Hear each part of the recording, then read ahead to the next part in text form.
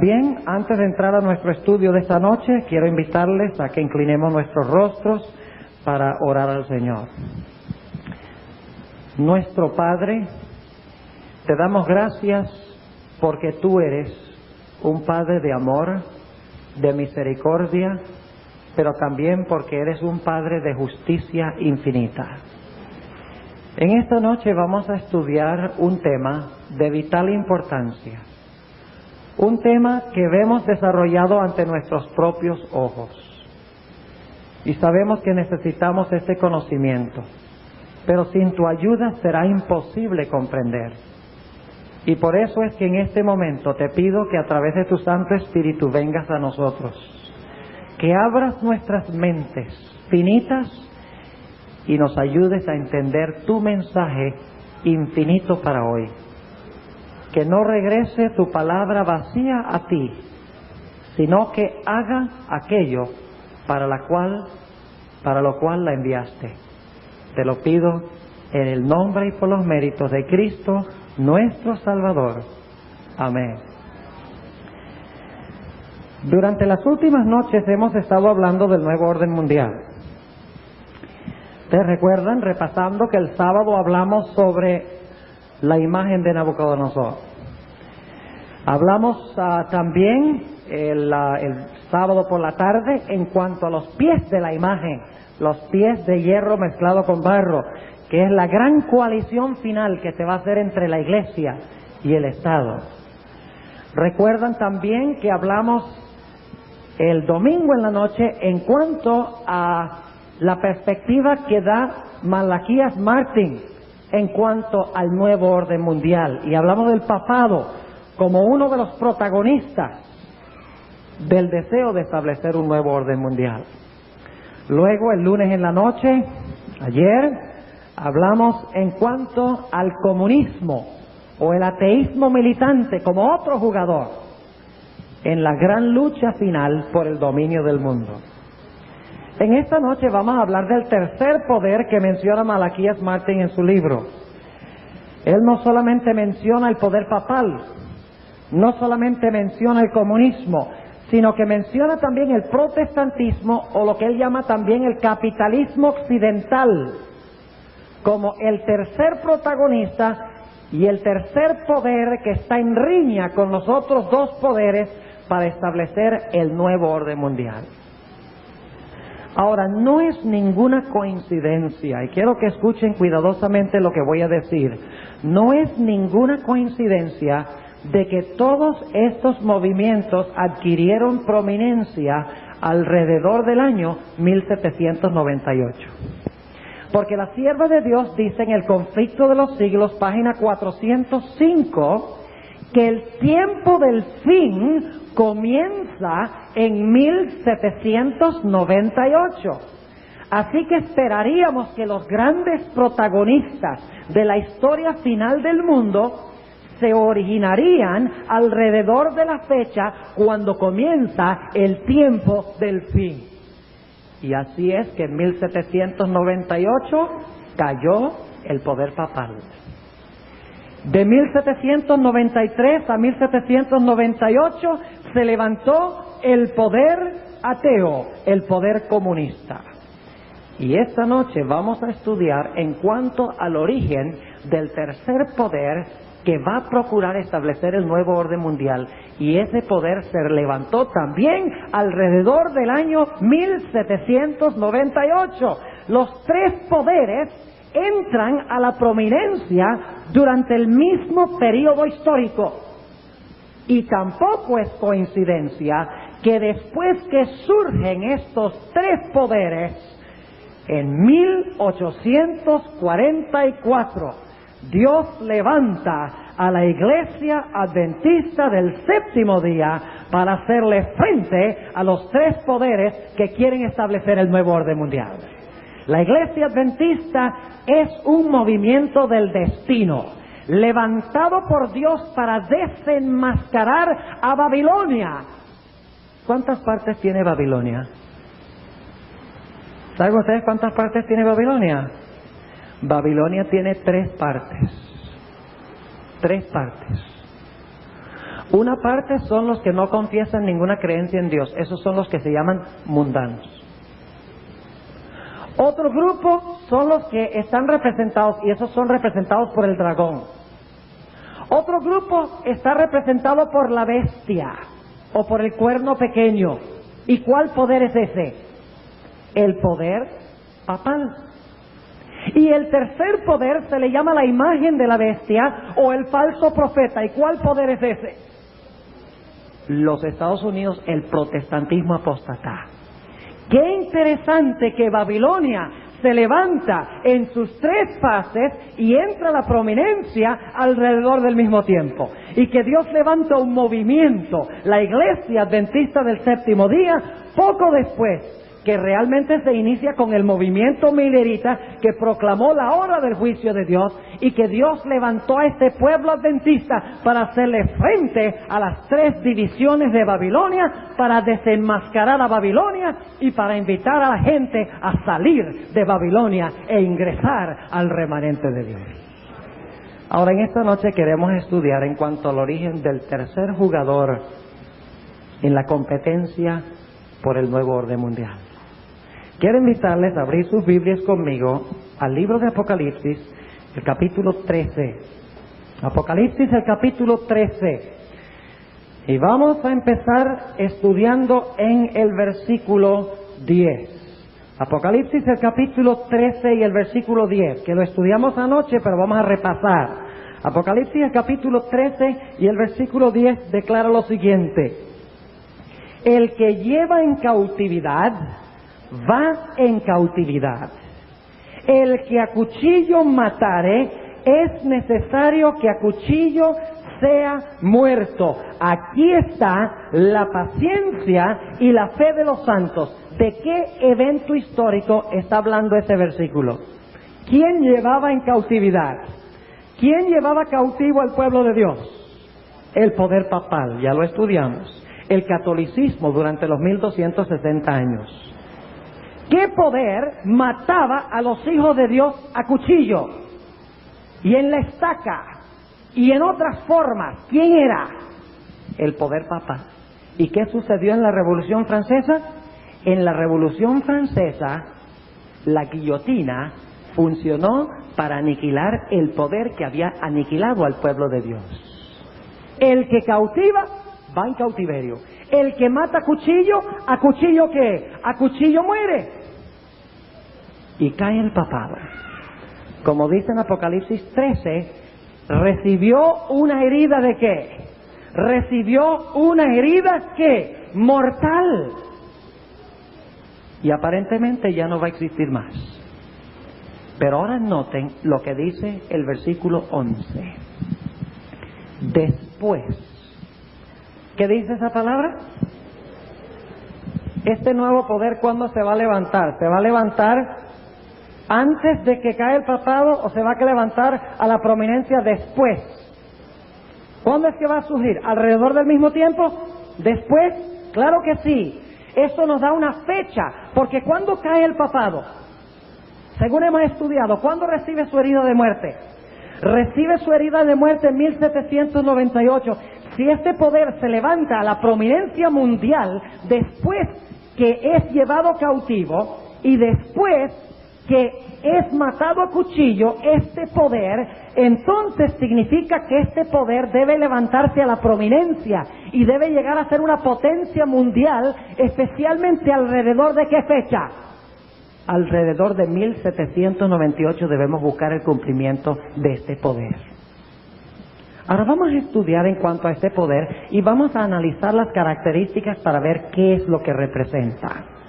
Dice en el versículo 11, después, es decir, después de 1798, alrededor de 1798, poco después de 1798, se levanta este poder. Sabemos casi la fecha exacta cuando se levanta, según nos dice este versículo. Vi otra bestia que subía ¿de dónde? Subía de la tierra. Eso es importante. Eso es significativo. ¿Y saben por qué es significativo? Porque noten lo que dice Apocalipsis 13:1 en cuanto a la bestia anterior, la bestia que representa el poder papal. Versículo 1 del capítulo 13 dice: yo me paré sobre la arena del mar y vi una bestia subir ¿de dónde? Subir del mar. ¿De dónde subió la primera bestia de Apocalipsis 13? Subió del mar. ¿Y qué representa el mar en la Biblia?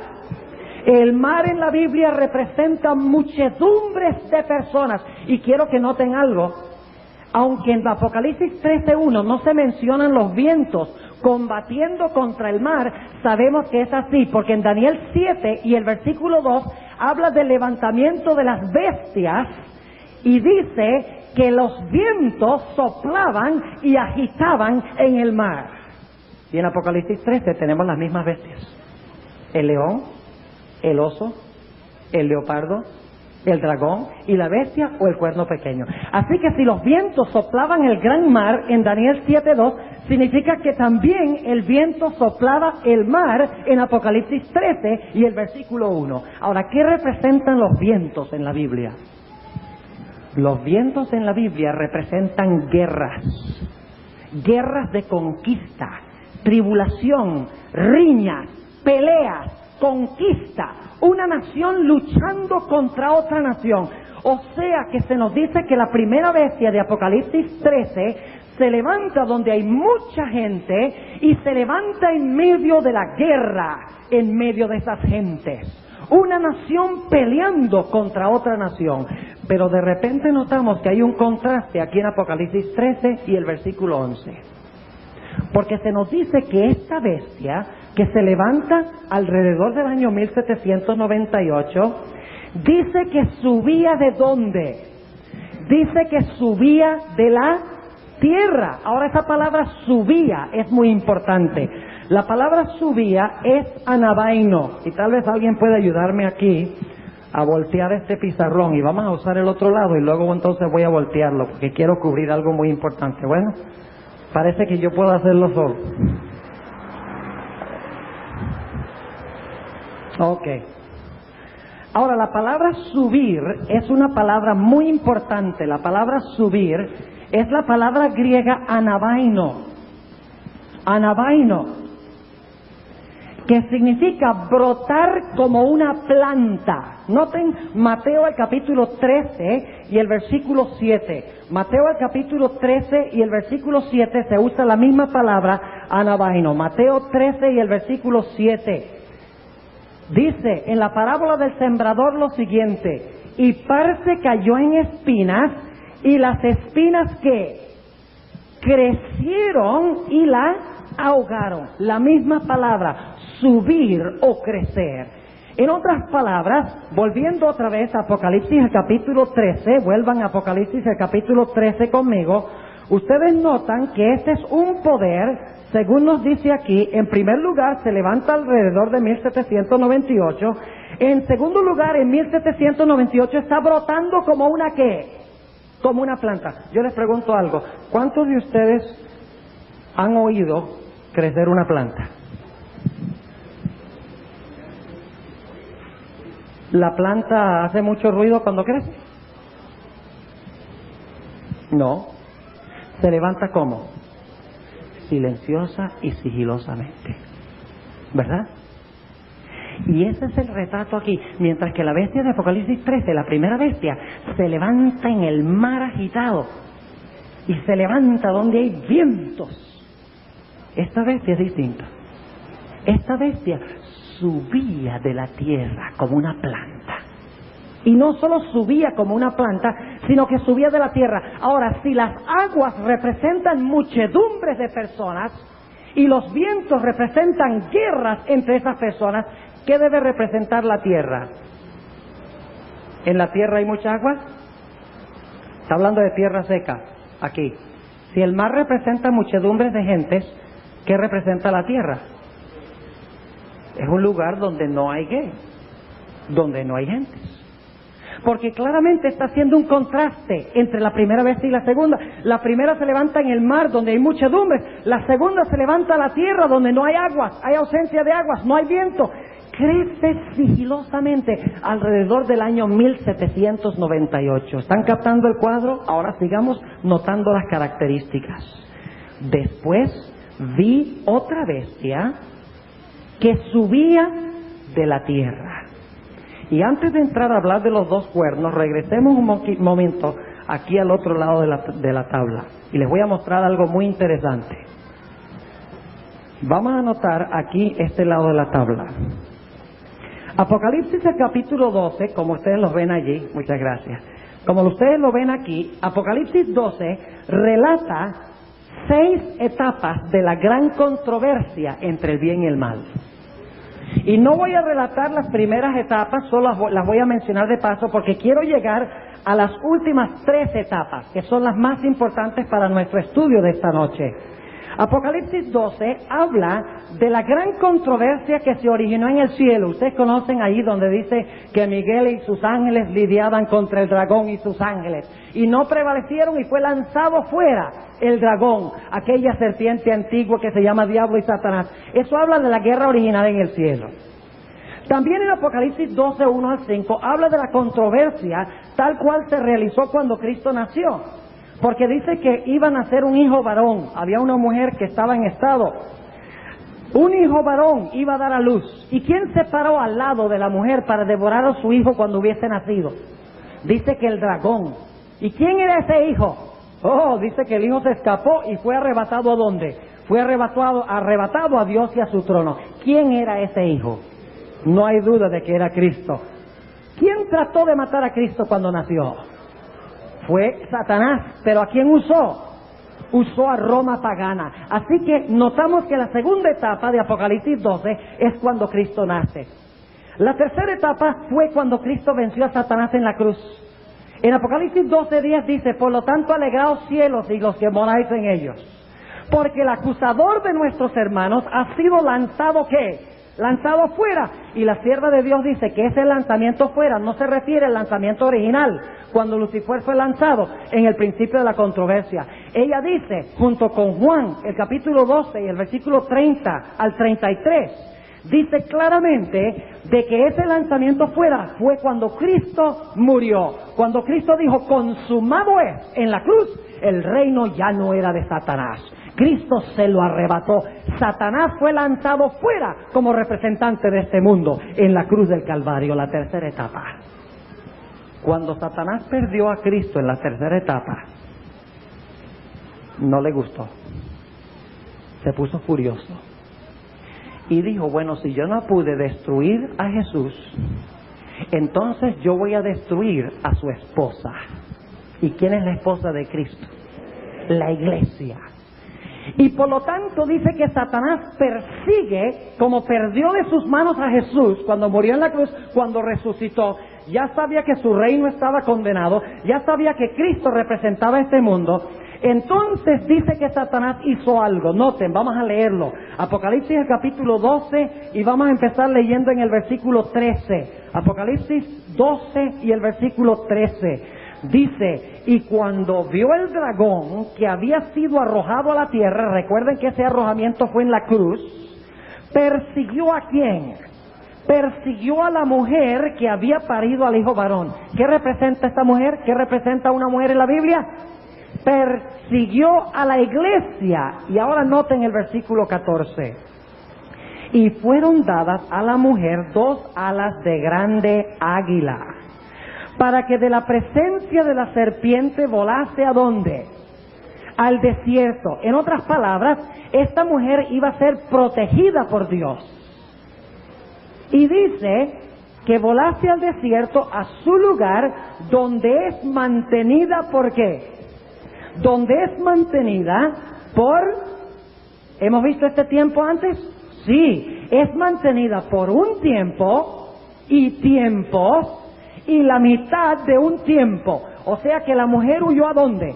Al desierto. Los valdenses, los albigenses, el pueblo de Dios tuvo que recluirse en lugares de escondrijos, en cuevas entre las montañas, porque la iglesia quería destruirlos. Y noten lo que dice el versículo 15. Y la serpiente, ¿quién es la serpiente? Satanás, ¿verdad? La serpiente echó de su boca tras la mujer que agua como un río, a fin de hacer que fuese arrebatada del río. ¿Qué representa el agua en la Biblia? muchedumbres. ¿Y qué hizo la serpiente con sus muchedumbres? Porque escupió aguas, dice. ¿Qué hizo con sus muchedumbres y sus gentes? Las mandó a hacer ¿qué cosa? A perseguir a la iglesia, a ahogar a la iglesia. ¿Durante cuánto tiempo? Según acabamos de leer. Durante 1260 años, el diablo lanzó aguas o le dijo a sus muchedumbres que ahogaran al remanente que se encontraba en el desierto. Y parecía que el remanente iba a desaparecer. Pero de repente, cuando parecía que iba a desaparecer, algo espectacular sucedió. Y quiero que lo noten en el capítulo 12 y el versículo 16. Y la tierra ayudó a la mujer. Interesante. ¿Quién ayudó a la mujer? ¿Qué poder se levanta después de que el poder papal, de que después que la persecución es coartada, qué poder se levanta? ¿Un poder de dónde? De la tierra, dice aquí. Dice, la tierra ayudó a la mujer. ¿Y qué hizo? Y la tierra abrió su boca y sorbió. ¿Qué significa sorbió? Se tragó, dice, sorbió el río que había echado el dragón de su boca. Lo cual significa que de repente la persecución se acabó. Ya las muchedumbres no ahogaban al pueblo de Dios.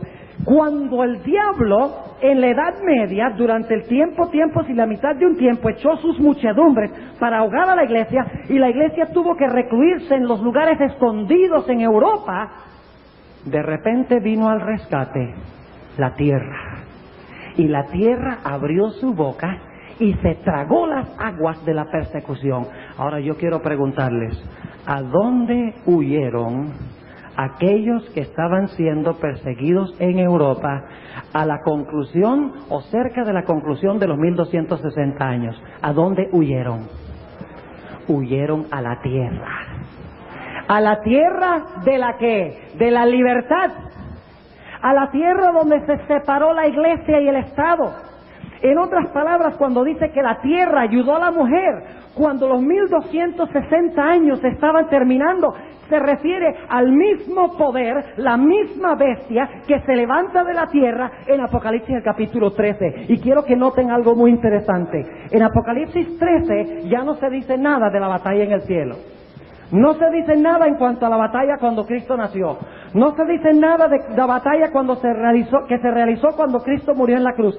Pero en Apocalipsis 13 se relatan las últimas 3 etapas nuevamente. Solo que se añaden más detalles. Los 1260 años se amplían en Apocalipsis 13, 1 al 10. Porque aquí habla de 42 meses. Mientras que aquí habla de ¿qué? De 1260 años. Es el mismo periodo, Apocalipsis 13, 1 al 10 y Apocalipsis 12, 6 y 13 al 15. Ahora, déjenme preguntarles. Si aquí en Apocalipsis 13, el poder que se levanta después que cae esta bestia, de Apocalipsis 13, 1 al 10, si esta bestia se levanta de la tierra, ¿cuál debe ser el paralelo en Apocalipsis del capítulo 12? Debe ser el momento cuando la tierra ¿qué? Cuando la tierra abre su boca y se traga las aguas de la persecución. Yo les pregunto, ¿los Estados Unidos se tragó las aguas de la persecución? Cuando vinieron los peregrinos, cuando vinieron olas y olas de inmigrantes a los Estados Unidos, ¿se coartó y se terminó la persecución que habían sufrido los hijos de Dios en Europa, sí o no? Claro que sí. Tenemos lo mismo en Apocalipsis, el capítulo 12, donde tenemos los 1260 años, en el 12, 6 y 13 al 15. Luego tenemos la tierra que ayuda a la mujer en el 12, 16. Y luego tenemos la guerra final contra el remanente. ¿Ustedes creen que Satanás está contento de que hay libertad y de que hay separación de la iglesia y del Estado? ¿Ustedes creen que Satanás está contento con ese arreglo? ¿Quién levantó a la tierra para ayudar a la mujer? ¿Quién levantó a la tierra? Dios levantó a la tierra para ayudar a la mujer. Los Estados Unidos fue establecida como una nación providencialmente por Dios. Providencialmente. Para dar un refugio a los que estaban siendo perseguidos en el viejo mundo, donde había muchedumbres, donde estaba el mar, donde los vientos estaban agitando el mar. Fue un refugio, una tierra de libertad. Un lugar donde la gente podía vivir de acuerdo a los principios de su conciencia. Así que tenemos los 1260 años. La tierra ayuda a la mujer y luego dice que Satanás se enfurece. ¿Con quién? Con el remanente. ¿Por qué se enfurece con el remanente? Porque ya no son perseguidos. Las aguas de persecución han sido tragadas y por lo tanto dice que el dragón se airó con la mujer y se fue a hacer guerra con el ¿qué? Con el remanente final de la simiente de ella. Lo mismo que tenemos en Apocalipsis 13, 1 al 10, dice que se levanta una bestia del mar en medio de los vientos, pisa a los santos y domina por 42 meses. Luego dice que se levanta un poder ¿de dónde? Se levanta un poder de la tierra. Pero óigame, de repente este poder que se levanta de la tierra para ayudar a la mujer, para cortar la persecución para con la mujer, de repente este poder empieza a hablar como un ¿qué? Como un dragón. ¿Hay alguna conexión entre Apocalipsis 12:17 y el dragón de Apocalipsis 13:11? Es el mismito dragón. ¿Ven la secuencia de la cual estoy hablando? Claramente, según este contexto, la tierra representa un país o un gobierno que se levanta después de los 1260 años. ¿Y cuándo terminan los 1260 años? En 1798 debemos buscar un país que se está levantando a la prominencia en 1798 y que llegaría a ser, después de unos años, una tremenda potencia mundial. Vamos otra vez a Apocalipsis 13:11. Después de 1798, vi otra bestia que subía como una planta. O sea que en 1798 estaba ¿qué? Estaba recién naciendo, brotando, en silencio. ¿Y se levanta de dónde? De la tierra donde ya no hay aguas de persecución. ¿Entiende lo que estoy diciendo? Las aguas de persecución han sido tragadas ¿por la qué? Por la tierra. Y al diablo no le gusta eso. Y al papado no le gusta eso. Porque los Estados Unidos, con sus principios de separación de iglesia y Estado, y de que cada uno puede servir y adorar a Dios de acuerdo a los principios de su propia conciencia, va en contra de las creencias del papado, del totalitarismo que dice que la iglesia debe controlar absolutamente todo. Y no es coincidencia que Malachi Martin en su libro dice: yo aborrezco el principio de separación de iglesia y de Estado. No debería existir. Y es más, dice, cada persona no tiene derecho de creer en la verdad o en el error. Solo tiene el derecho de creer en la verdad tal cual la enseña la iglesia verdadera, refiriéndose a la iglesia católica. Por eso el protestantismo, por eso el capitalismo está en riña con la iglesia católica y están luchando por la supremacía. Pero la Biblia dice que el papado va a ganar. Y de eso vamos a hablar un poco más antes de terminar esta noche. Así que es una potencia que se levanta a la prominencia después de 1798. Estaba subiendo como una planta en esa fecha. Dice que se levanta de la tierra donde no hay guerras de conquista, no hay riñas y luchas entre naciones, en un lugar donde no hay persecución. Y luego dice la siguiente característica, que tenía 2 cuernos semejantes a los de un ¿qué? A los de un cordero. Ahora quiero preguntarles esto: ¿qué simboliza un cordero en la Biblia? ¿Qué representa el cordero en la Biblia? No estoy preguntándoles cuáles son las características que destacan a un cordero. Estoy preguntándoles en la Biblia qué representa un cordero. Representa a Cristo. ¿Y saben algo interesante? La palabra cordero que se usa aquí solamente la usa San Juan en el Nuevo Testamento. Y con una sola excepción, todas las veces que usa la palabra cordero se encuentran en Apocalipsis. La única vez que la palabra cordero aparece fuera de Apocalipsis, usada por Juan, es en Juan 1:29, donde dice: he aquí el Cordero de Dios que quita el pecado del mundo. En Apocalipsis el Cordero se refiere a Cristo. Pero noten aquí que se nos dice que se levanta una nación que tiene dos cuernos semejantes a los de un cordero. Ahora, el cordero representa a Cristo, ¿estamos de acuerdo? Lo cual significa que esta nación no iba a ser como las bestias salvajes de antes, porque las bestias que vienen antes son leones, y son osos, y son leopardos, y son dragones que luchan por la supremacía. Aquí tenemos un poder que se levanta tranquilo como una planta, alrededor de 1798, donde no hay casi gente. Se levanta en el silencio una nación que tiene características cristianas. Interesante.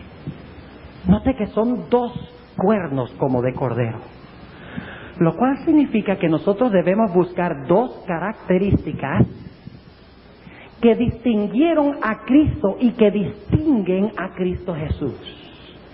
Y al examinar nosotros el ministerio del Señor Jesucristo y al examinar la historia de este país, de los Estados Unidos, descubrimos que hay dos principios que distinguen a los Estados Unidos de todos los imperios que vinieron antes, especialmente del cuerno pequeño y de la bestia de la Edad Media. Dos principios completa y radicalmente diferentes que los principios que regían en la Edad Media.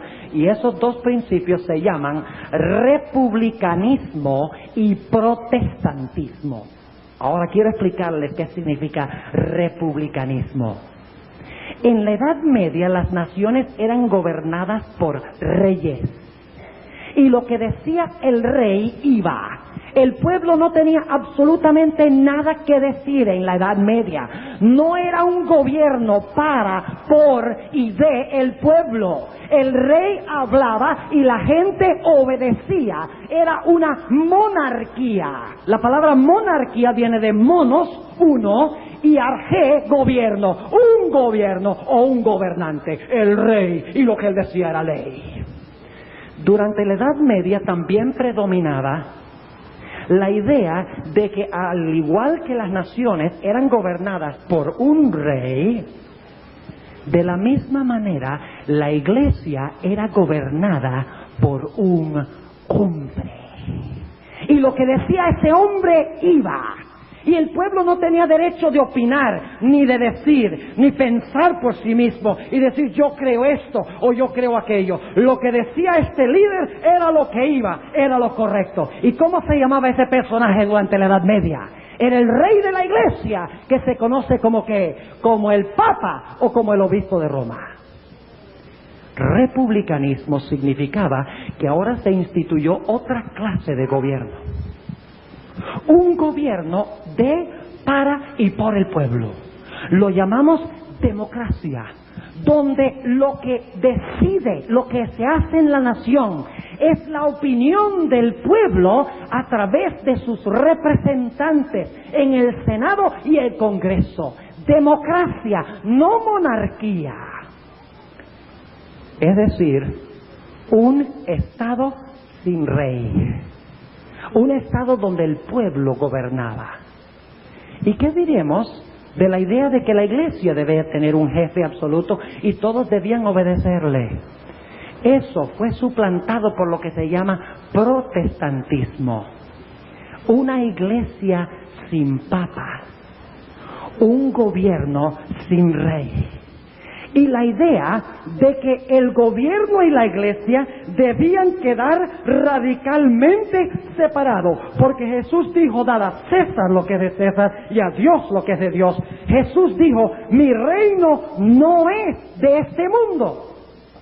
O sea que los dos principios de esta nueva nación, semejante a los principios de Cristo, es que cada individuo tenía el derecho de pensar por sí mismo, de escoger o de rechazar la salvación, de hacer decisiones personales. Separación de iglesia y Estado. Libertad civil y libertad religiosa. Separación entre los dos, pero libertad en ambos ámbitos. Democracia en ambos ámbitos. Esos fueron los principios que se establecieron cuando se levantó esta nación. Y estos dos principios son el secreto del poder de los Estados Unidos de América, según el Conflicto de los Siglos, página 494 y 95. No es todo el dinero que tienen los Estados Unidos. No es toda la tecnología que tienen los Estados Unidos. No es la grandeza de los Estados Unidos en términos geográficos. No es la diversidad que hay en los Estados Unidos. El gran secreto del poder de los Estados Unidos se encuentra en la separación de iglesia y Estado, en libertad civil y libertad religiosa. El derecho de pensar como ciudadano del gobierno y el derecho de pensar como ciudadano del reino de Cristo Jesús, la iglesia. Esos son los dos principios como Cordero. Pero ahora de repente pasa algo raro con esta nación, que en 1798 se está brotando como una plantica, no de donde hay mucha gente, sino de la tierra. Un país cristiano como un cordero, no como las bestias salvajes que luchan con otras naciones para ganar la supremacía. Una nación con dos principios divinos de libertad de conciencia, libertad de cultos. De repente, algo increíble sucede con esta bestia.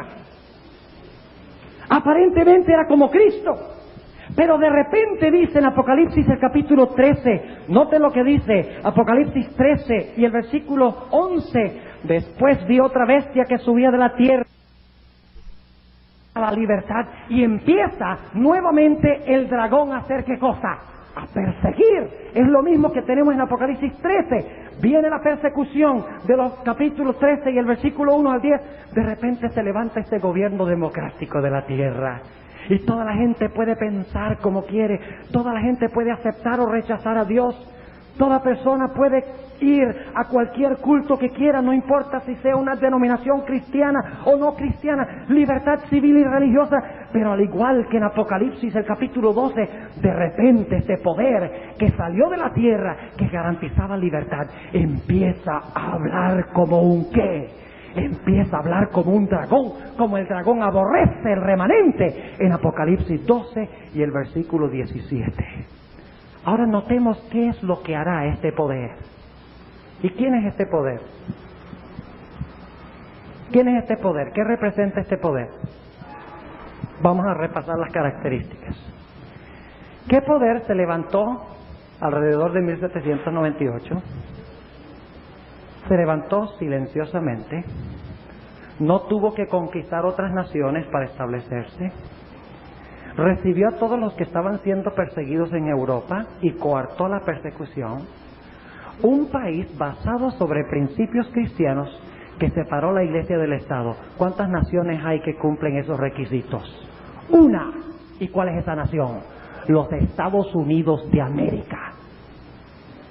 Las características bíblicas son absolutamente claras.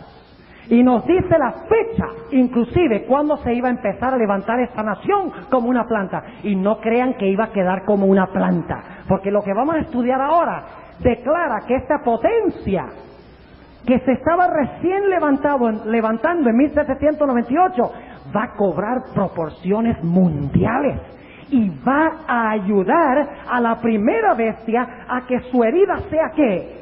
Sanada. Sigamos leyendo Apocalipsis 13:12.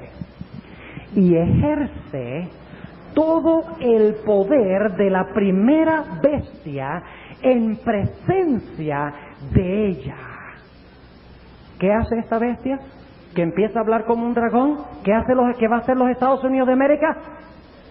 Donde tenemos el capitalismo por excelencia, El capitalismo se exporta de los Estados Unidos, es un país capitalista, un país protestante por excelencia, que exporta el protestantismo a través de las misiones, que exporta el capitalismo al mundo. ¿Qué va a pasar con esta nación? Dice aquí, ejerce todo el poder de la primera bestia en presencia de ella. ¿Qué significa esa expresión, en presencia de ella? Significa que esta nación quiere ganarse la aprobación de la bestia. Lo hace en presencia de la bestia. Le dice, mira lo que estoy haciendo para honrarte y glorificarte. Yo quiero que ustedes noten que en los siguientes versículos hay una relación estrecha entre la bestia y la imagen de la bestia. Por usar una expresión que posiblemente conocen, son uña y mugre. No se pueden separar. La imagen vive con la bestia. Y la bestia le dice a la imagen qué es lo que debe hacer. Sigamos leyendo. Versículo 12. Y ejerce todo el poder de la primera bestia en presencia de ella. Y hace a la tierra. ¿Qué significa esa palabra hace? ¿Qué significa esa palabra hace? Obliga, exactamente. ¿Qué va a hacer esta nación? Va a obligar a la gente a hacer algo. ¿Y qué es lo que va a obligar a la gente a hacer? Dice, y hace a la tierra y a los moradores de ella a adorar la primera bestia cuya llaga de muerte fue ¿qué? Curada. ¿Qué va a hacer los Estados Unidos de América? Aparentemente va a quitar sus principios y de repente va a honrar a la primera bestia. Ahora déjenme preguntarles, ¿cuáles eran las características de la primera bestia? ¿Garantizaba la primera bestia la democracia? La bestia de Apocalipsis 13, 1 al 10. Le decía a la gente, tranquilos, crean lo que ustedes quieran. Si quieren ser religiosos, bien. Si no quieren ser religiosos, también bien. ¿Eso enseñaba la iglesia durante la Edad Media? Olvídese. Si usted no creía lo que decía la iglesia, lo incendiaban, o lo trituraban, o lo decapitaban. Tenía que creer lo que decía la iglesia. ¿Y qué poder usaba la iglesia para lograr sus propósitos? Usaba la fuerza ¿de quién? Del Estado. Se unía con los emperadores, se unía con los reyes, y de esa forma la iglesia, uniéndose con la política, con los gobiernos, obligaba a la gente a hacer lo que ella decía que había que hacer. Hacía u obligaba. Ahora, si los Estados Unidos, según dice aquí en Apocalipsis el capítulo 13 y el versículo 12, dice que hace a los moradores de la tierra adorar a la primera bestia, significa que este poder va a ser semejante ¿a quién?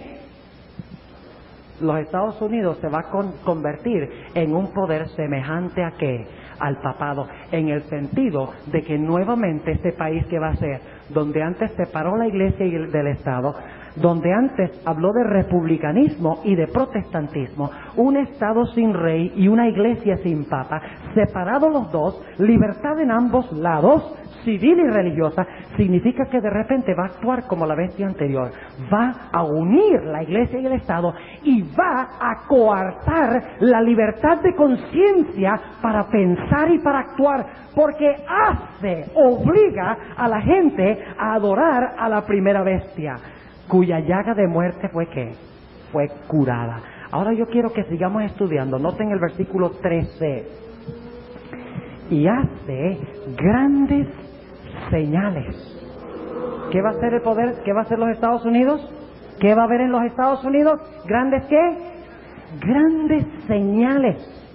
De tal manera que aún hace descender fuego del cielo a la tierra delante de los hombres. ¿Qué es lo que va a hacer los Estados Unidos? ¿Va a hacer descender qué cosa? Va a hacer descender fuego del cielo ante la vista de los hombres. ¿Qué significa ese fuego? ¿Qué representa el fuego en la Biblia? Déjenme preguntarles eso. ¿Qué representa el fuego en la Biblia? El fuego en la Biblia representa ¿el qué? El Espíritu Santo. ¿Qué dijo Juan el Bautista? El que viene os bautizará ¿con qué? Con el Espíritu y con fuego. ¿Y qué fue lo que cayó en el día de Pentecostés? ¿Lenguas de qué? Cuando cayó el Espíritu Santo, fuego. ¿Y cayeron de dónde? Del cielo.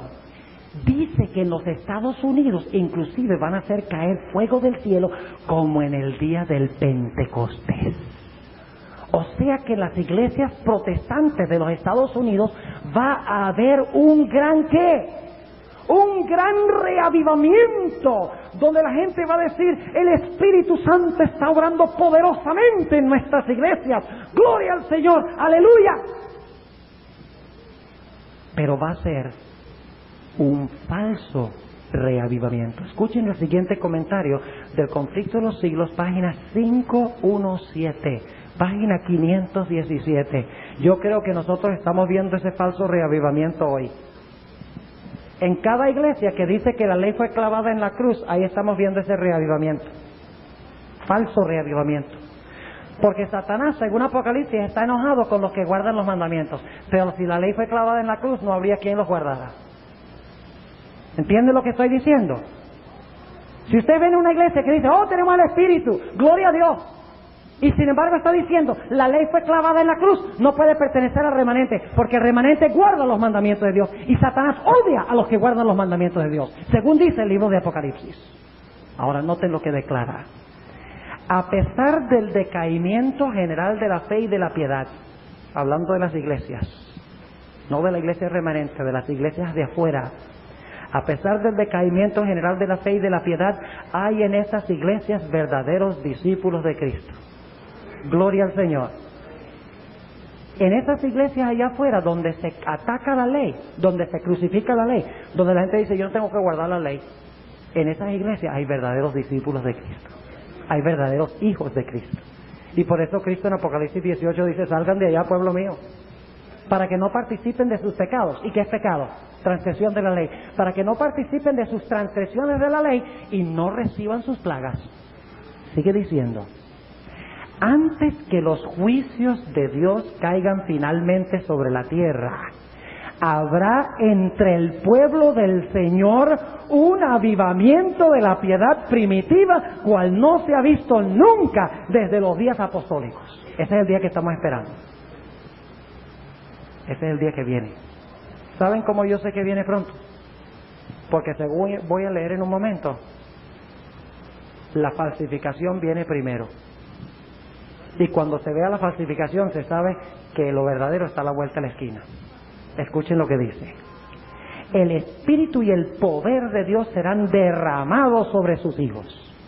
Entonces, muchos se separarán de esas iglesias en las cuales el amor de este mundo ha suplantado al amor de Dios y de su palabra.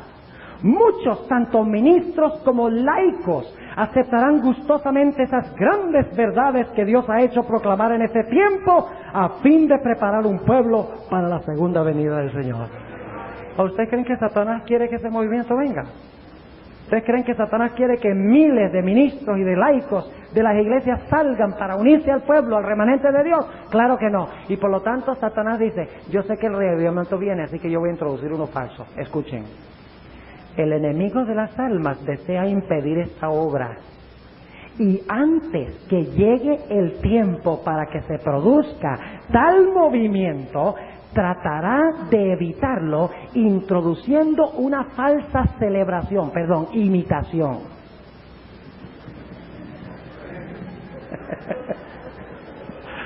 Esto fue un resbalón de lengua a propósito. Sigan escuchando. Hará aparecer como que la bendición especial de Dios es derramada sobre las iglesias que pueda colocar bajo su poder seductor. Allí se manifestará lo que se considerará como un gran interés por lo religioso. Eso lo estamos viendo hoy. Multitudes se alegrarán de que Dios esté obrando maravillosamente en su favor, cuando en realidad la obra provendrá de otro espíritu. ¿De otro qué? Que hace descender del cielo el protestantismo apóstata.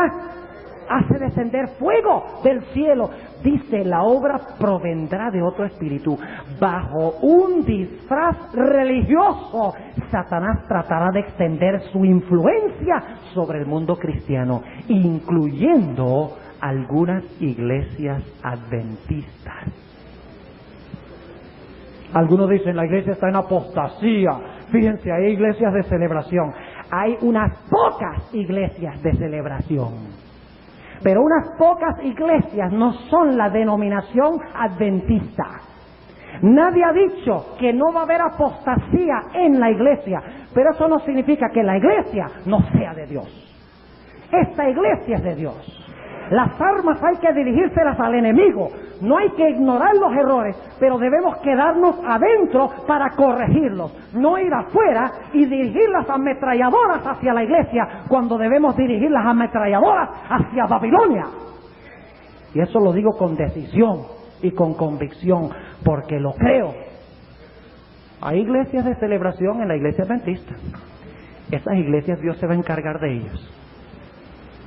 Dios las va a zarandear y Dios va a limpiar a su iglesia.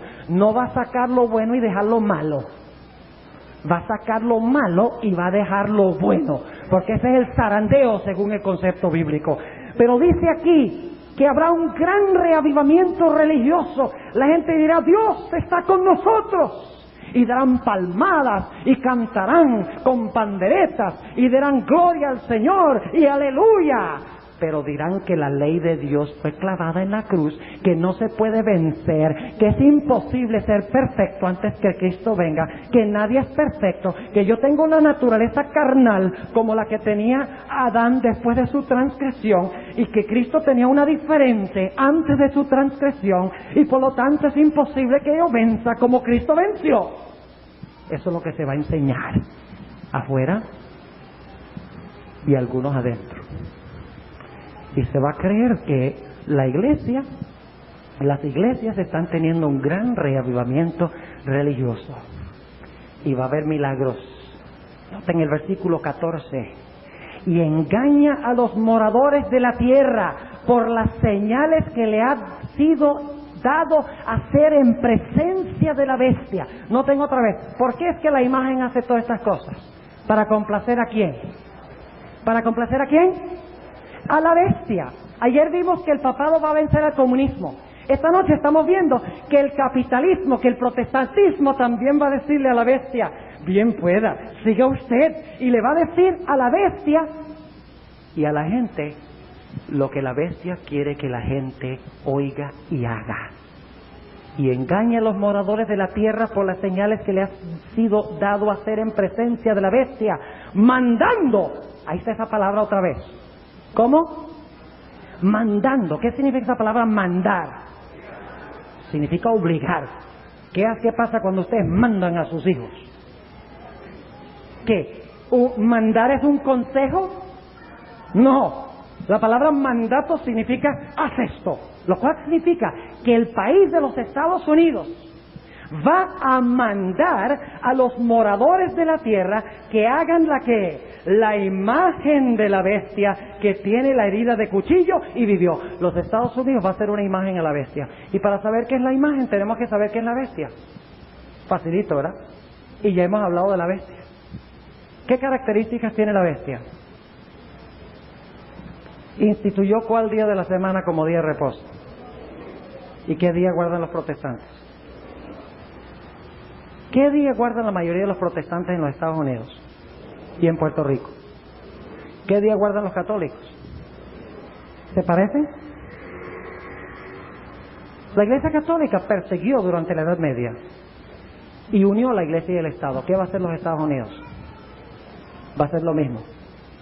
Va a coartar la libertad de conciencia y va a unir nuevamente la Iglesia y el Estado y va a mandar o va a obligar a la gente a seguir lo que dice ¿quién? La bestia allá en Jerusalén. ¿Ah, no? ¿La bestia dónde? La bestia allá en Roma. Porque en Roma está la bestia, no en Jerusalén.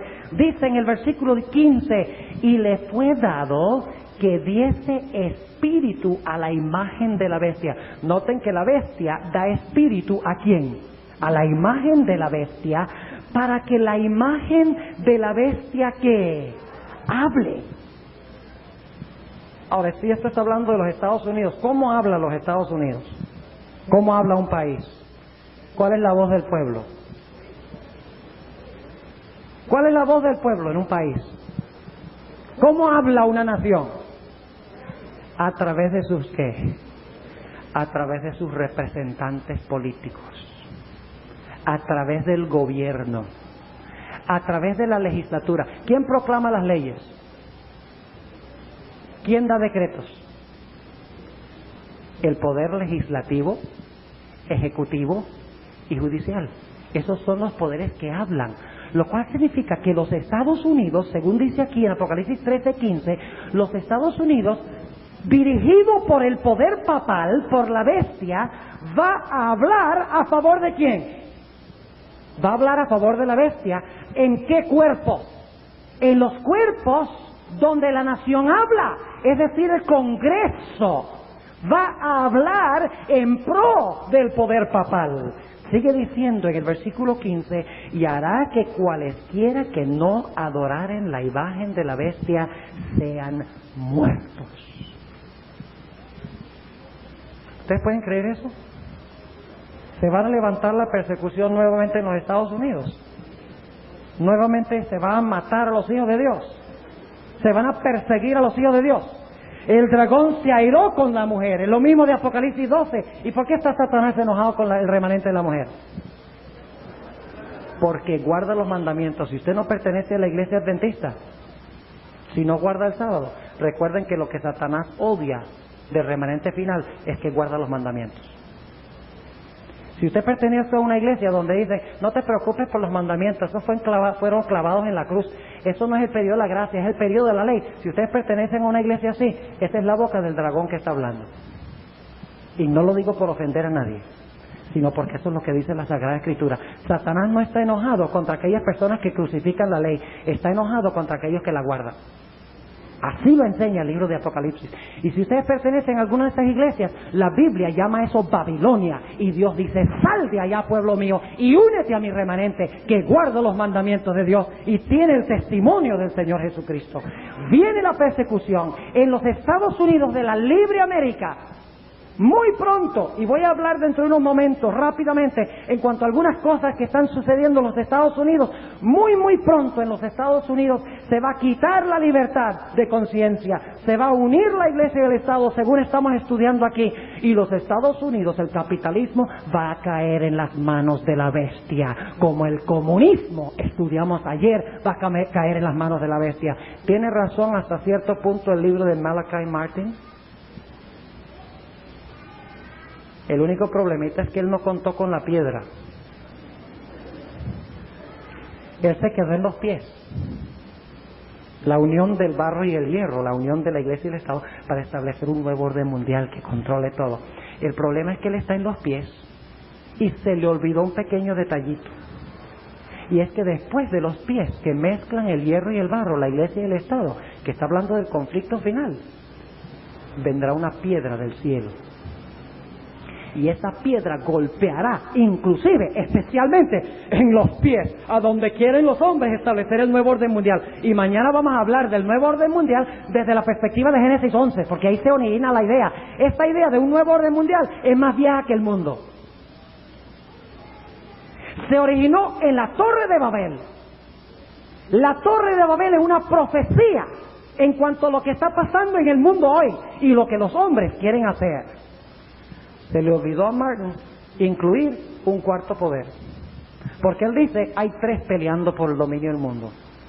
Papado, el comunismo y el protestantismo. Vaya, se le olvidó el detalle más importante. Es verdad que el papado va a dominar el comunismo y el capitalismo o protestantismo, pero el detallito es que hay uno que va a dominar los tres. El Dios que está en control. Cristo Jesús. Y si yo me dejo controlar por Cristo, yo voy a estar en ese reino.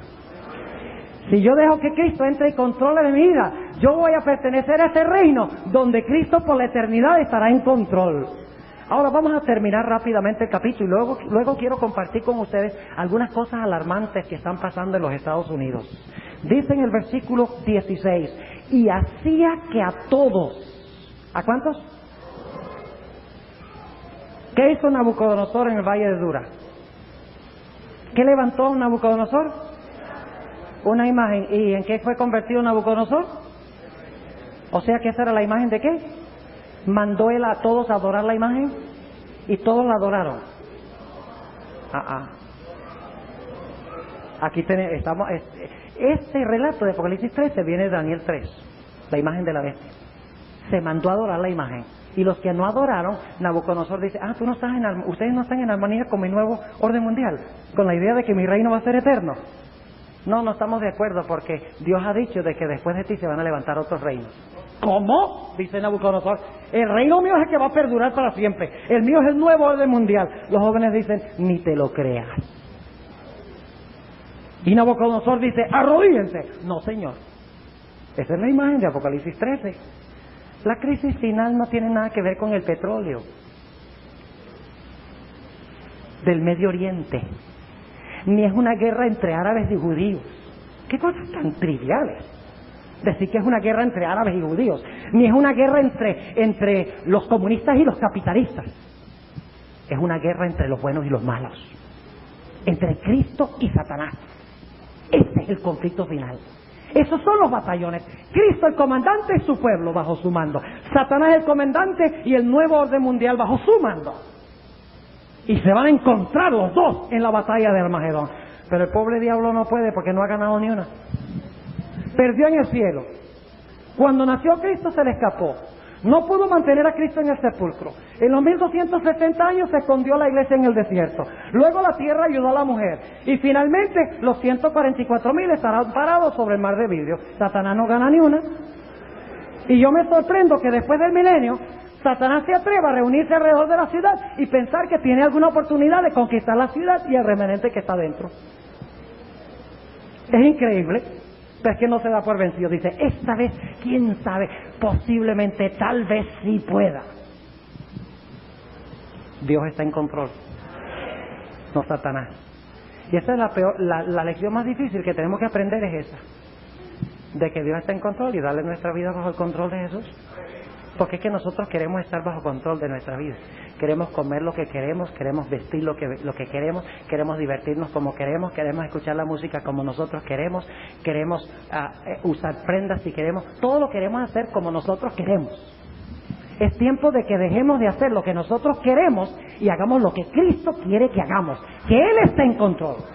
Que este sea un pueblo distinto, un pueblo peculiar, un pueblo diferente, un remanente separado del mundo, que el mundo aborrezca. ¿Por qué no aborrece el mundo a la iglesia? Porque no haya nada que aborrecer. Así dice la hermana White, el conflicto de los siglos, página 52. Todos los que quieran vivir piamente en Cristo Jesús padecerán persecución. Si la iglesia hoy es popular es porque la iglesia está andando mal. Cuando la iglesia sea perseguida está andando bien. Cuando no es perseguida está andando mal. Menos cuando la tierra ayudó a la mujer, que es por un periodo. Pero ahora es tiempo de que el mundo se despierte. Pero para despertarse el mundo tiene que despertarse la iglesia. Porque lo que va a traer la oposición de Satanás es el fuerte clamor del cuarto ángel, que debe predicar la iglesia del Señor. Ahora noten lo que dice aquí en el versículo 16. Y hacía, esta otra palabrita, otra vez, la misma palabrita, hacía que a todos, a los pequeños y grandes, ricos y pobres, va a haber un nuevo orden mundial donde todo el mundo va a tener que obedecer a este poder, ¿sí o no? Donde no va a haber distinción entre ricos y pobres, grandes y pequeños, libres y siervos. ¿Qué creen ustedes? Claro que sí. Se pusiese una marca en su mano derecha o en su frente. ¿Qué es esa marca? ¿Qué es la marca? ¿Qué es la marca de la bestia? La misma Iglesia Católica dice que la marca de su autoridad o la señal de su autoridad es el cambio supuesto del sábado al domingo. Ese lo toma como el sello de su autoridad. ¿Saben por qué? Por una razón muy sencilla. El sábado nos dice que solo hay un verdadero Dios, el creador del cielo y la tierra. ¿De acuerdo? Cuando guardamos el sábado, solo podemos adorar a un Dios verdadero, el Dios del cielo. Ahora viene el Papa y se proclama Dios en la tierra. Él no puede quedarse con el sábado.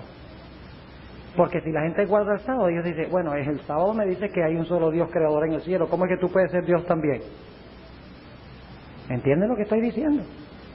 Por lo tanto, el papado dijo, no, nosotros no podemos conservar la señal del verdadero Dios, porque es que si conservamos la señal del verdadero Dios, la gente va a mirar al Dios del cielo en vez de mirarme a mí. Yo tengo que adoptar una señal donde la gente me mire a mí, en vez de mirar al Dios del cielo. Una señal que sea la señal de mi autoridad. Mientras que la señal de la autoridad de Dios es el sábado, la señal de autoridad del papado es el domingo. Esa es la marca de la bestia, el domingo. Y dice que todos recibirán la marca de la bestia. ¿Y qué pasará con el que no reciba la marca de la bestia? Versículo 17. Y que ninguno pudiese, ¿qué? Comprar o vender, sino el que tuviera la señal o el nombre de la bestia o el número de su nombre. O sea, los únicos que podrán comprar y vender serán los que reciben la marca de la bestia. ¿Y cómo vamos a vivir sin comprar ni vender? ¿Dependemos mucho del supermercado? Algunos dicen que se va a establecer un sistema monetario en el mundo con tarjetas o con computadoras. Yo no voy a especular, pero de alguna forma se va a controlar el comprar y el vender. Yo no les voy a predecir que va a ser con tarjetas o con una supercomputadora o algo así, pero lo que sí sé es que Babilonia controlará el comprar y el vender. Ese es el punto crucial. De alguna forma, los que no observen el falso día de reposo no podrán comprar ni vender. Entonces, si no podemos comprar y vender, nos vamos a morir de hambre, ¿verdad? Bueno, ¿y quién alimentó a Elías? ¿Quién alimentó a Israel en el desierto por 40 años? ¿Quién está en control entonces? ¿Quién es la fuente de la comida? ¿Quién es la fuente de la vida? ¿Quién es la fuente de la libertad? Entonces debemos temer porque nos echen en la cárcel. ¿Acaso Dios no pudo libertar a Pedro de la cárcel?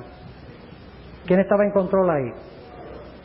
¿Acaso Dios no puede mandar llover comida del cielo? ¿Acaso Dios no es el que hizo las plantas y la comida? Claro que sí. Y si me matan, ¿acaso Dios no es el autor de la vida y no me puede resucitar? ¿Quién está en control? En el tiempo de angustia el pueblo de Dios no va a temer, no va a tener miedo, porque sirven al Dios que está en control. No temerá lo que le pueda hacer el hombre. Pero ¿cuándo debemos nosotros a confiar? ¿Cuándo debemos aprender a confiar así? Cuando lleguemos allá, rapidito, vamos a aprender confianza ahora. No, ¿cuándo aprendemos? Aprendemos ahora mismo. Debemos aprender a confiar en Dios, en las cosas pequeñas. Si tú no eres capaz de correr con un hombre, ¿entonces crees que vas a correr con un caballo? Y si estás quieto en tiempos de paz, ¿no crees qué es lo que tú vas a hacer cuando se hinche el Jordán y se desborde, inunde y persiga? Y yo vuelvo a repetir, algunas personas creen que, no, yo no devuelvo mi diezmo a esa iglesia, la iglesia está en apostasía. Mis hermanos, el más beneficiado por el diezmo somos nosotros. Y ustedes dirán, bueno, Pastor Boris, es fácil de que él diga eso, porque a él le pagan de los diezmos, él tiene que predicar del diezmo, porque le pagan de los diezmos. Hermanos, yo sirvo al Dios que está en control. Y además los diezmos que me pagan a mí están en New Jersey. Pero yo no sirvo a Dios por el diezmo. Yo sirvo a Dios porque amo a Dios y amo las almas.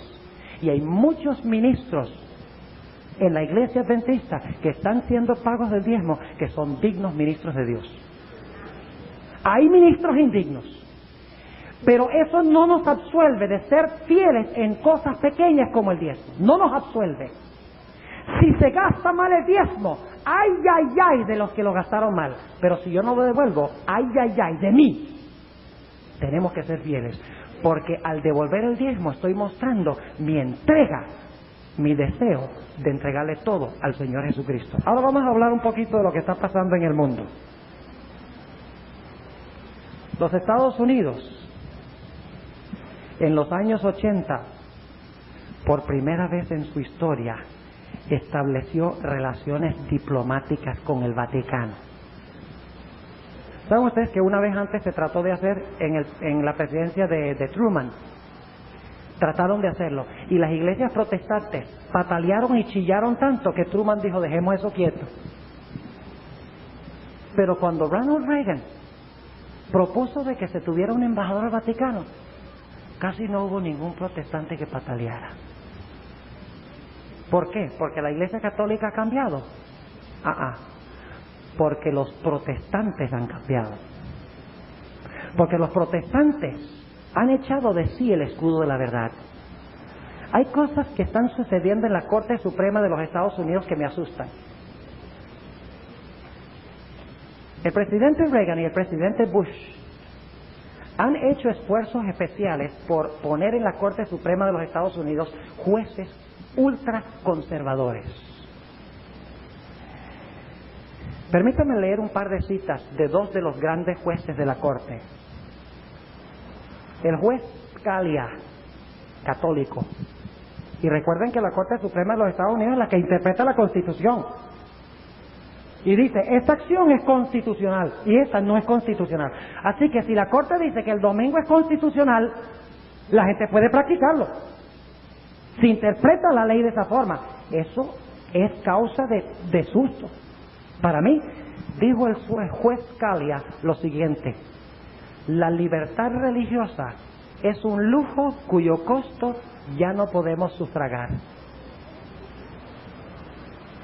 Y el juez supremo de la Corte Suprema, William Rehnquist, dijo lo siguiente, escuchen bien: la pared de separación entre la Iglesia y el Estado es una metáfora que se basa sobre un concepto erróneo de la historia. Es una metáfora, es decir, la separación de Iglesia y Estado es una metáfora que es totalmente inservible para alcanzar decisiones judiciales. Debe ser franca y explícitamente abandonada. La separación entre Iglesia y Estado. El juez supremo de la Corte Suprema de los Estados Unidos de América. Ahora se está hablando del nuevo juez que se va a nombrar a la Corte. Se está deliberando con el nombre de Clarence Thomas, que sería, creo que, el primer negro en la Corte Suprema. Pero es un negro muy peculiar, porque mientras que la mayoría de los morenos en los Estados Unidos son liberales y son demócratas, Clarence Thomas es conservador y republicano. Y yo no le estoy diciendo que los republicanos son buenos y los demócratas son malos. Lo que estoy diciendo es que nuevamente se está haciendo el intento de poner a alguien en la Corte Suprema que es ultraconservador, que no cree en la separación de la Iglesia del Estado, que cree que es necesario orar en las escuelas públicas por ley, que cree que se debe dar un decreto en contra del aborto. Yo estoy en contra del aborto, pero cuando la Iglesia le dice al gobierno, haz esto, yo tengo miedo, porque la Iglesia no debe decirle al gobierno qué hacer.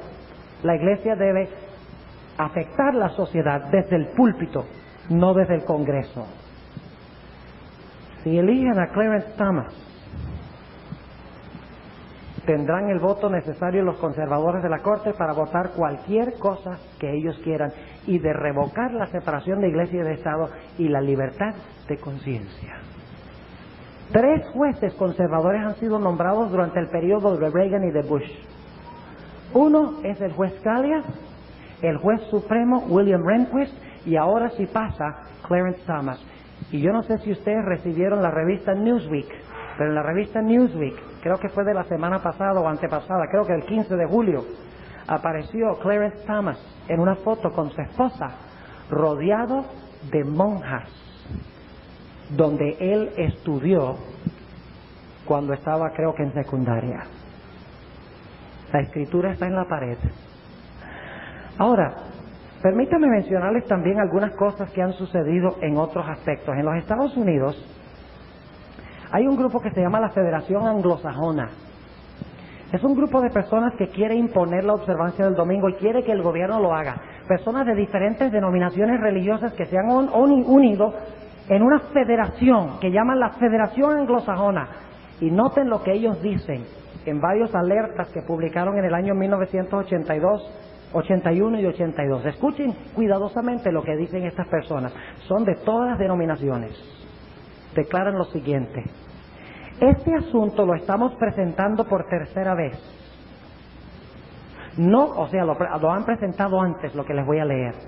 No con el fin de levantar controversias, sino porque como nación estamos sufriendo en todo sentido, económicamente y en otras maneras, porque no hemos impuesto a todos los pueblos, incluyendo a los extranjeros de nuestro medio, la observancia de un día sábado santo para el Señor.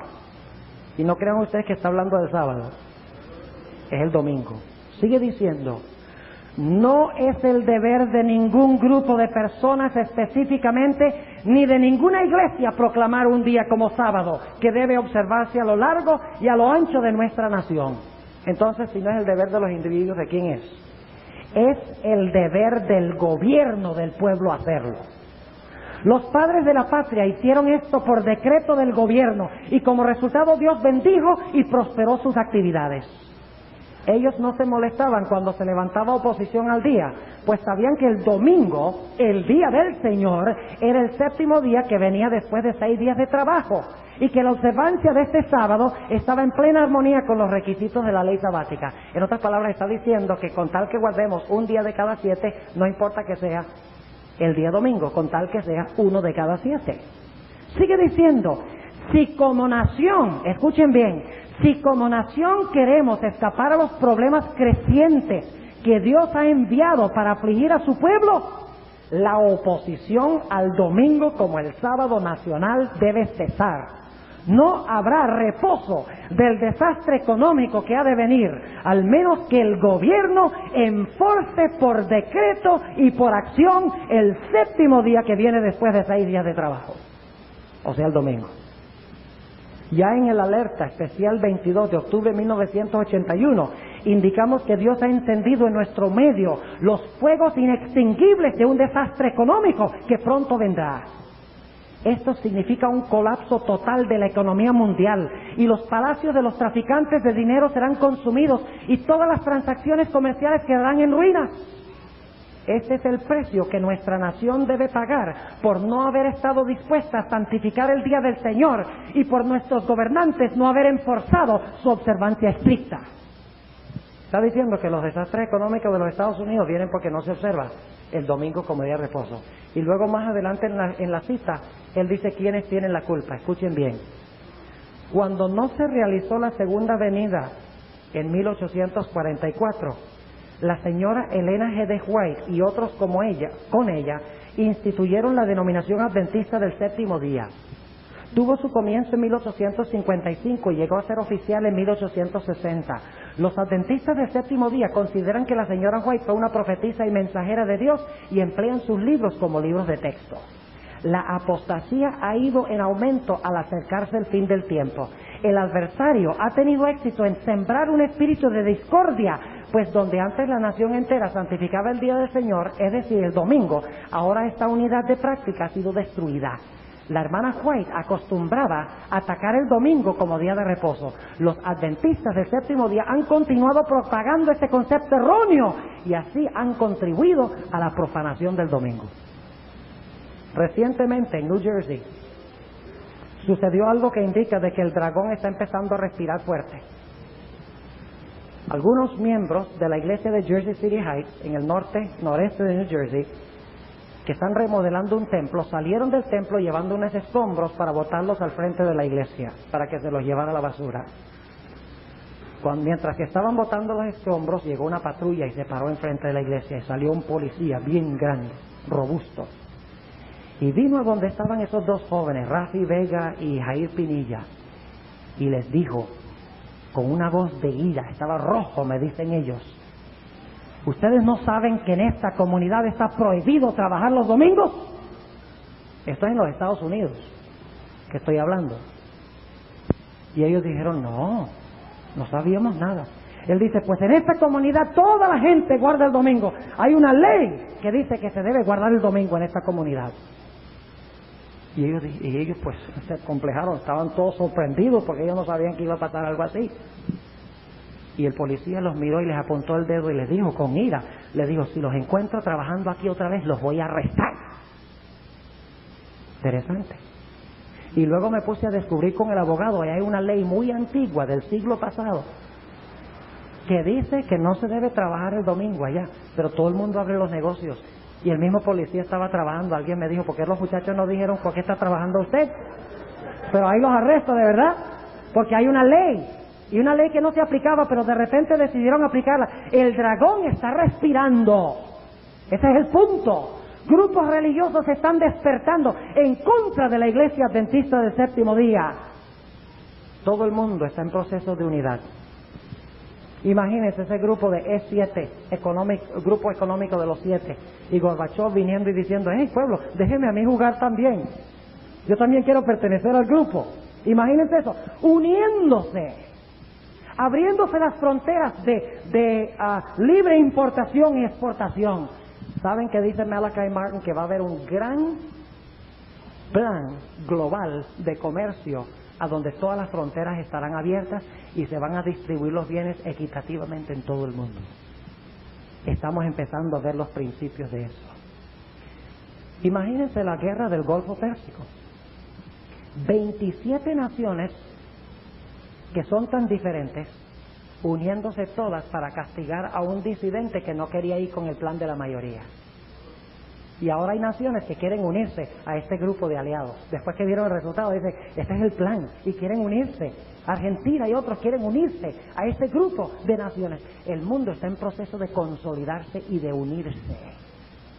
Las grandes corporaciones están quebrando las pequeñas y se están formando tremendos conglomerados financieros en el mundo que van a ser controlados por el papado, y muchos de ellos ya son controlados por el papado. Eso vamos a hablar un poco más mañana.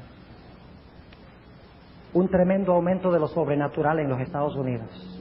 El satanismo. Las teorías de la nueva edad. Shirley MacLaine. ¿Han oído hablar de Shirley MacLaine? La idea de la reencarnación, las religiones orientales, todo infiltrándose en los Estados Unidos de América. Las palabras de Juan Pablo II, déjenme leérselas a un grupo protestante recientemente, y les voy a leer esto. Le habló a los protestantes, y quiero leerles también una cita que habló Juan 23 y Pablo VI en el Concilio Vaticano II. Dice aquí lo siguiente, el Papa, hablando a un grupo de líderes protestantes: coloquemos a un lado nuestras diferencias religiosas. Esto lo dijo el año pasado. Seamos uno en mente y en corazón. Casi las palabras idénticas de Apocalipsis 17, donde los reyes, donde la ramera y los reyes, dice que tendrán una mente, como estudiaremos mañana y pasado mañana, una mente. Dijo Juan 23 en el Concilio Vaticano II lo siguiente a los protestantes que estaban allí: ella, es decir, la Iglesia Católica, desea ser una madre afectuosa. Interesante esa palabra madre,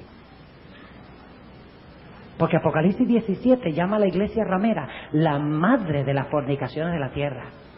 Y yo no conozco la primera madre que no tenga hijas o hijos. ¿Hay una madre que no tiene hijos? No. Ahora escuchen. Ella desea ser una madre afectuosa, cariñosa y paciente. Ella siente compasión y bondad para con sus hijos separados. Palabras de Juan 23, Concilio Vaticano II. Pablo VI, el que sucedió a Juan 23, declaró en el mismo concilio: permítanos expresar nuestro afecto para con ustedes y llamarlos hijos. Y repitió nuevamente Pablo VI: por la posición que ocupan, los hermanos separados son objeto de un afecto profundo y tierno por parte de la Madre Iglesia. ¿Ustedes creen que estamos cerca del fin? ¿Ustedes creen que estamos cerca del fin del mundo? Los evangélicos están diciendo lo siguiente. Ustedes saben que hace algunos años Jimmy Swaggart y Pat Robertson y Jerry Falwell y Oral Roberts y todos estos evangelistas de la televisión estaban revolviendo las cosas en el gobierno para que oraran en las escuelas públicas, para que le dieran créditos a los que mandaban sus hijos a escuelas religiosas, créditos de dinero del gobierno. Se han callado porque ha habido varios escándalos entre esos evangelistas, pero no creen que eso se ha terminado. Noten lo que dice Robert Grant de La Voz Cristiana, y vamos a concluir con esto.